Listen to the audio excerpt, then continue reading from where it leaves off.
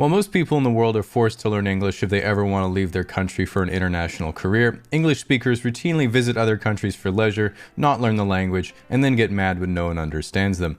English is such an influential language, in fact, that most people from English-speaking countries never even consider learning a second language to fluency.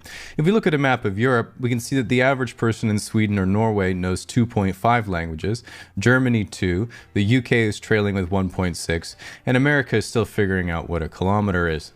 One redeeming factoid that I've heard quite frequently from English-speaking people is that English is one of the hardest languages to learn, which isn't true. While I know that they just want to feel good about themselves, they should know by now that no one is allowed to feel good about themselves on my watch, especially myself. In reality, how hard a language is to learn is actually only really related to how similar it is to the language you already know.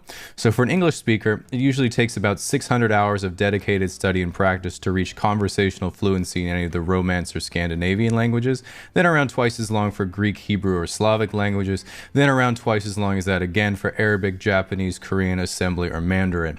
So if you're learning English and speak any of those languages, then pretty much the reverse applies.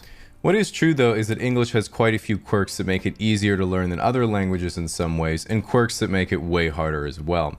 One of the best features of English is that we don't have masculine, feminine, or neutral. We just have the definite article, the table, the refrigerator, and there are no regular nouns with gender, making English the ultimate safe space language. The downside, however, is that while I was trying to learn French, I would say, j'aime le chocolat, and people would say, le chocolat, le. The North Americans are so stupid. And that would hurt my feelings because I was trying my best. But when anyone is learning English as a second language and they say, the chocolate, and then I say, the chocolate, and they're like, the chocolate. And I always think, not so easy now, is it, baguette boy? This is why you haven't been a world superpower for 300 years. What I'm trying to say is that while English nouns have no gender, the definite article the is a nightmare for most trying to learn it because one of the most difficult sounds to pronounce in English is the TH sound, th. I mean, not for me, I fucking nailed it, but for non-English speaking people, who usually replace it with a Z, D, or an F. And if you've ever talked to someone learning English, you'll notice that one of the hardest words to pronounce is squirrel. Again, not for me, it's really just home run after home run. But if you're really looking to knock someone international down a few pegs, here's a few things that can be extremely hard to say even for English speakers, so when I put it on the screen, we can all try to say it at the same time. Anemone. 3/1000ths. Rural brewery. Thanks, guys. I needed that. Additionally, in comparison to Romance languages, pronunciation in English isn't always consistent phonetically. As an example, in French you have bon, son, pon, fon. But if you try that in English, you get hat, rat, chat, wet.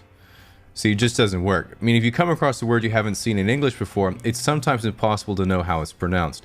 Take these, for example. Though, through, thought, tough, cough, plow, and sometimes you even have hiccups.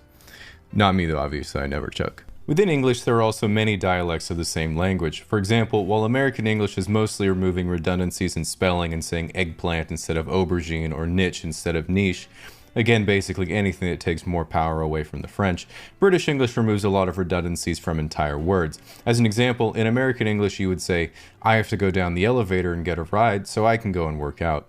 But in British English you just say, I have to take the lift so I can get a lift so I can go and lift.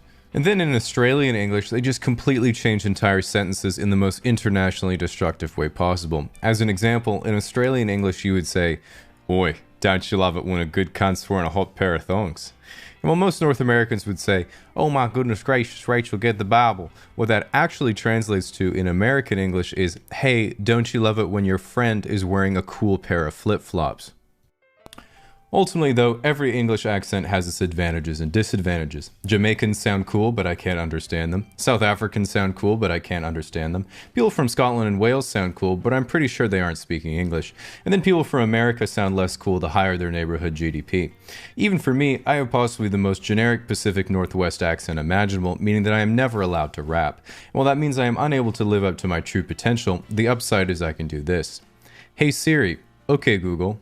Subscribe to Casually Explained. If that didn't work, you're lucky you're wearing headphones, because next time you have them out for 20 seconds, I'm texting your mom. I am just kidding, of course. I can already do that from my phone.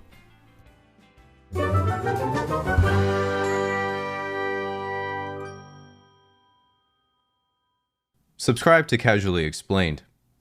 If that didn't work, you're lucky you're wearing headphones because next time you have them out for 20 seconds, I'm texting your mom. Ah, fuck.